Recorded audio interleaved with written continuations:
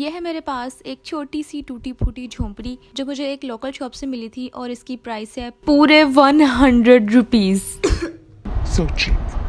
اس کی پرائس کے حساب سے تو یہ کافی لو کوالٹی کے مٹیریل سے بنی ہوئی ہے اور اس کو بیک سے دیکھو تو پتہ چلتا ہے کہ اس کو ایک لاکر والی ہٹ بنایا ہوا ہے.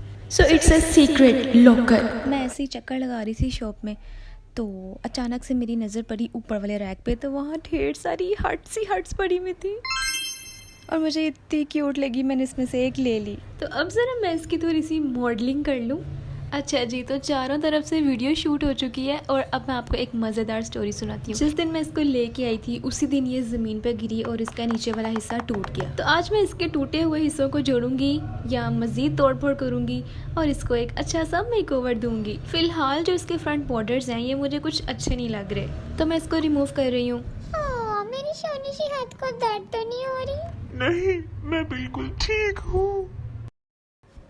چلو بھائی، اب ہٹ کی بیس بھی سیپریٹ ہو گئی ہے اور یہ کچھ ایکسٹرا پیسز نکل آئے ہیں جو مجھے ہائیلی ڈسٹرب کر رہے ہیں. مجھے یہ بالکل اچھے نہیں لگ رہے.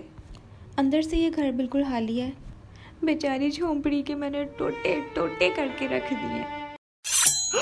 اب کیا کرنے لگی ہو؟ او پیاری ہٹ، تم پریشان مت ہو، تمہارے ایکسٹرا پیسز کو کٹ کر کے میں تمہیں پیارا سا میک اپ کروں گی. فی الحال تو میں ایک کارپینٹر بن گئی ہوں اور میں نے لکڑیاں کاٹنے کا کام سٹارٹ کر دیا ہے. کام میں نے ابھی نیا شروع کیا ہے، اسی لیے میرے پاس آری نہیں ہے، تو میں چھری کے ساتھ ہی لکڑی کاٹنے کی کوشش کر رہی ہوں. ہیشا زور لگا کے ہیشا. اوئے اتر گیا. بہت ہی مشکل کام تھا. ایک منٹ، ذرا میں اس کے ایجز کو نیٹ کر لوں. Hello dust. پتہ نہیں کیوں مجھے اس کے اوپر ایکسٹرا مشقت کرنی پڑ رہی ہے. اوئے یہ والا تو بہت ڈھیٹ ہے بھائی. یہ دیکھو، اتنی طاقت لگا کے میں نے اس کو بھی توڑ دیا. یاہو! چلو سب اب کلیپنگ کرو میرے لیے.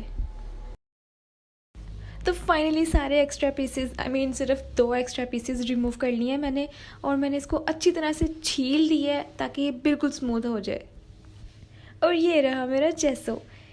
اتنی زور لگا کے کھلتا ہے اور یہ سارا ختم ہو چکا ہے. اس کے اندر تو میرا ٹوٹا ہوا برش ڈوبا ہوا ہے. ادھر آؤ ذرا میں تمہیں باہر نکالوں. بیچارہ پتہ نہیں کتنے عرصے سے اندر پڑا ہوا ہے. میرا دل کر رہا ہے میں اسی ٹوٹے ہوئے برش کے ساتھ جیسو لگاؤں، لیکن یہ میرے ہاتھ سے پھسل کے گر جائے گا اور میری ساری بیک گراؤنڈ خراب ہو جائے گی. تو اسی لیے میں یہ زندہ برش استعمال کروں گی جیسو لگانے کے لیے. اور آپ نے نوٹس کیا ہوگا جیسو تھوڑا سا پتلا ہے کیونکہ آپ کو پتہ ختم ہونے والا تھا، اسی لیے میں نے اس کے اندر بھر کے پانی ڈال دیا. خیر مسئلے والی کوئی بات نہیں ہے. مجھے اس کے اوپر 3 کوٹس کرنے پڑے اور تب جا کے اس کی یہ شکل آئی ہے.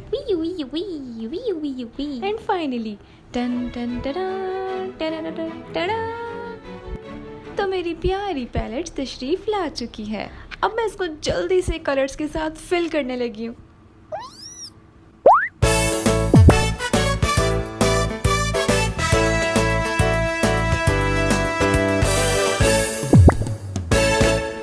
اوکے جی، میرے کلرز تو مکس ہو چکی ہیں.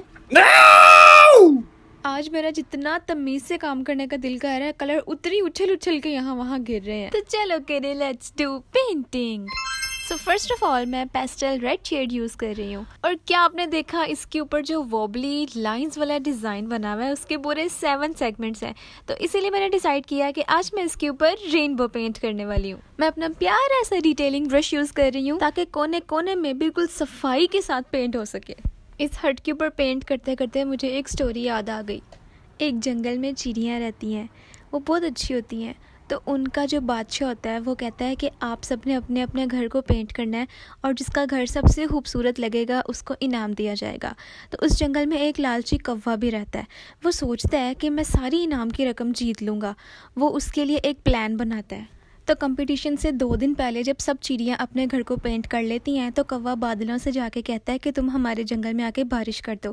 تو بادل وہاں جا کے بارش کر دیتے ہیں اور ساری چڑیا کے گھروں کے اوپر سے پینٹ اتر جاتا ہے.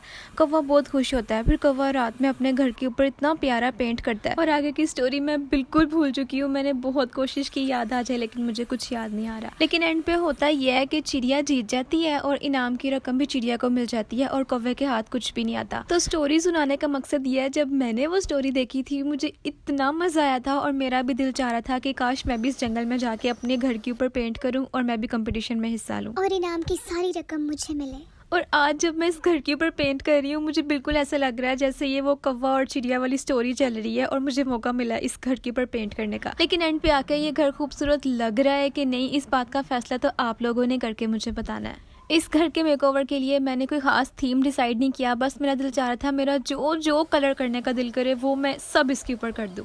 بس میرا دل چاہ رہا تھا میرا گھر بہت زیادہ کلرفل لگے، اسی لیے میں نے اس کے ٹاپ پہ سارے کلرز کر دیے ہیں اور اس کے فرنٹ اور بیک سائڈ پہ کیا ہے پیسٹل پرپل کلر، اور اس کے سائڈز پہ اب میں کر رہی ہوں اسکائی بلو کلر. اس سے پہلے بھی میں نے ایک کارڈ بورڈ کی الماری کو پینٹ کیا تھا، اس سے میں نے کینڈی لینڈ تھیم کا بنایا تھا، اور اگر آپ نے وہ والی ویڈیو نہیں دیکھی تو میں اس کا لنک دے دوں گی، اگر آپ انٹرسٹڈ ہوں تو جا کے دیکھ لیجیے گا. اب یہ گھر کی وہ جگہ ہے جہاں سے گھر کے اندر روشنی جائے گی، اور میں اس کو بہت زیادہ کلرفل بنانے لگی ہوں، اور اس کے اندر جو کارنرز ہیں وہاں پہ اچھے سے پینٹ کر رہی ہوں تاکہ ایسا نہ لگے کہ گھر کو اوپر سے پینٹ کر کے چھوڑ دیا. مجھے اس کی لک بہت اچھی چاہیے اور دیکھنے میں ایسا لگنا چاہیے کہ واقعی کسی نے دل سے اس کے اوپر پینٹ کیا ہے. اور اب میں اس کے اندر سے یہ پلاسٹک شیٹ اتار رہی ہوں، مجھے یہ پہلے ہی ریموو کر دینی چاہیے تھی کیونکہ اس کے اوپر بہت زیادہ پینٹ لگ گیا. یہ لیں جی، ایک پیس تو باہر آ گیا، اور اس کے سائڈ پہ بھی 2 چھوٹے پلاسٹک کے پیس لگے ہیں، اس کو بھی میں اتار لوں گی.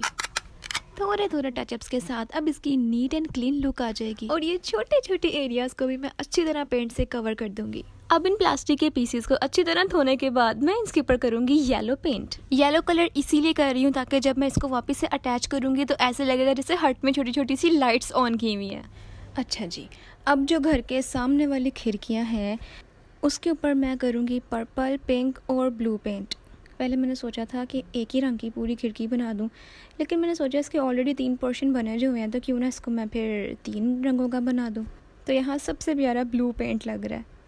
اور یہ دیکھو ذرا، آپ کو کیسا لگ رہا ہے؟ مجھے تو یہ پنک والا کلر بہت زیادہ برائٹ لگ رہا ہے، تو میں سوچ رہی ہوں اس کے اوپر لائٹ کلر کروں. او یہ تو بالکل بیک گراؤنڈ کے ساتھ میچ ہو گیا. اوہو، مجھے پنک کی نئی شیڈ بنانی پڑے گی. یہ والی کیسی ہے؟ I think this is good.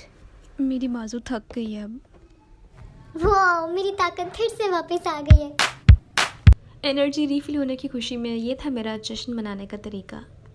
گھر کے فرنٹ پہ میں بنانے لگی ہوں ڈھیر سارے ڈاٹس. کیوں؟ Because I love dots. تو اس خوشی میں ایک ڈاٹس والا سانگ بھی ہونا چاہیے. تو کیسا لگا میرا چیپ سانگ؟ اس چیپ سانگ کے ساتھ میں اس کے اوپر تھوڑی سی چیپ ڈیکوریشنز کر رہی ہوں. یہ کیا؟ اب یہ پھول کہاں سے آ گئے؟ میں بتاتی ہوں.